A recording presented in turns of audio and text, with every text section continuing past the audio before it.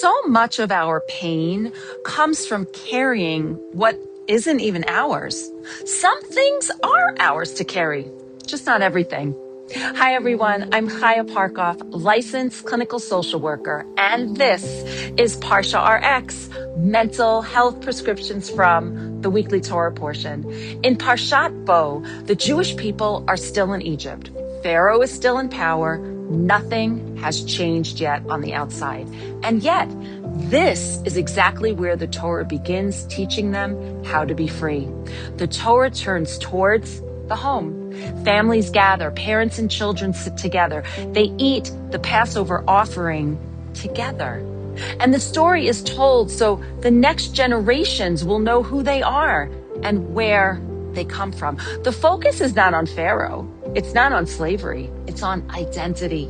Slavery strips a person of selfhood, no agency, no ownership, no independent life. So before the people ever leave Egypt, the Torah restores something essential. Each person is addressed as an individual, but that individuality isn't meant to be lived in isolation. Our identity begins with our parents. We inherit a story, a people, a lineage, but it does not end with them. And this is where so many of us struggle. Some of us spend years pushing against our parents, trying not to be like them, organizing our lives around doing the opposite of what they did, hoping that distance will finally give us a sense of autonomy. And many of us, when we become parents, feel a pull the other direction, wanting our children to turn out a certain way, to avoid the pain we lived with, to live the life maybe we didn't. Often without realizing that we're asking them to carry what was never theirs. Both patterns make psychological sense, and yet both come at a cost. When we define ourselves against our parents, we're still living in reaction to them. And when we try to shape our children into who we wish we had been, we quietly hand our unfinished work over to them. That's not freedom for parents or for children. Different expressions, same root. Often that root is generational trauma, pain that was never processed and inevitably handed down.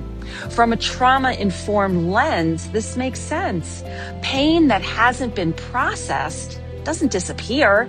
It lives in the body and the nervous system and shows up most strongly in our closest relationships. This is something I understand not only professionally, but personally as well. Healing can happen in relationship, but it begins with each of us doing our own work. And the difference today is that we're not limited to insight alone. We now have powerful ways to actually process this pain, not just talk about it, so it doesn't keep living in the body and the mind and getting passed down through our families.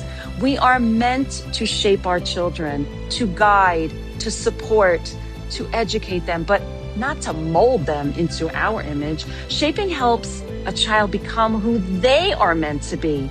Molding asks them to carry what was never theirs to carry. Parshat Bo reminds us that we are part of families and we are part of something bigger than our families.